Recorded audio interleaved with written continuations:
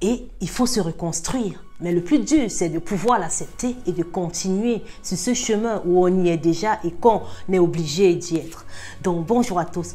Vous êtes nombreux à solliciter que je donne constamment mon point de vue sur ce qui se passe dans la population afro.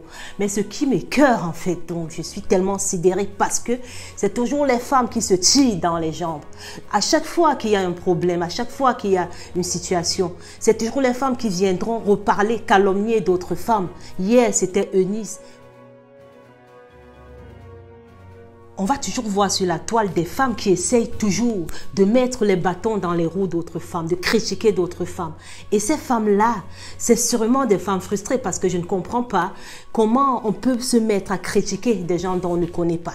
Vous qui rentrez dans la vie privée de José, qu'est-ce que vous en savez? Vous qui parlez, les femmes frustrées, les femmes qui n'ont jamais eu une relation sérieuse. Hier encore, vous étiez tous en train de rire, de vous moquer de soi-disant une femme qui a été violente. Pourquoi? Parce qu'on l'a utilisée comme une assiette en fait. On a mangé dans son assiette et puis on s'en est débarrassé, mais délibérément et organisé, où on filmait et tout le monde s'en est moqué et tout le monde, personne n'a soutenu. En fait, presque pas mal de personnes étaient plus dans la critique. Des femmes ont parlé, des femmes mariées, des femmes même dans les relations qui ont osé critiquer. Mais là, je suis sûre et certaine qu'il y a pas mal de femmes qui ne savent même pas ce que c'est qu'une relation sérieuse. Parce que quand vous traitez des femmes de voleuses de mari, mais de quoi vous mêlez-vous?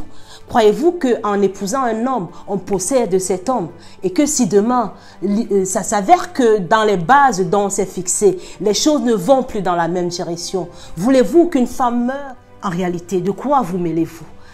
Trouvez-vous normal? Certains ont critiqué même le bébé qui a pu naître.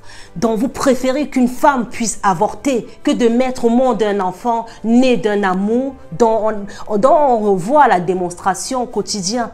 Préférez-vous qu'un homme soit hypocrite, qu'il reste dans un ménage? Qu'est-ce que vous savez de l'ancien couple? Vous n'y savez rien alors. Parfois, quand vous ne savez pas, le mieux c'est parfois de prendre le recul, surtout par rapport à la vie privée des gens et surtout de respecter le choix des gens.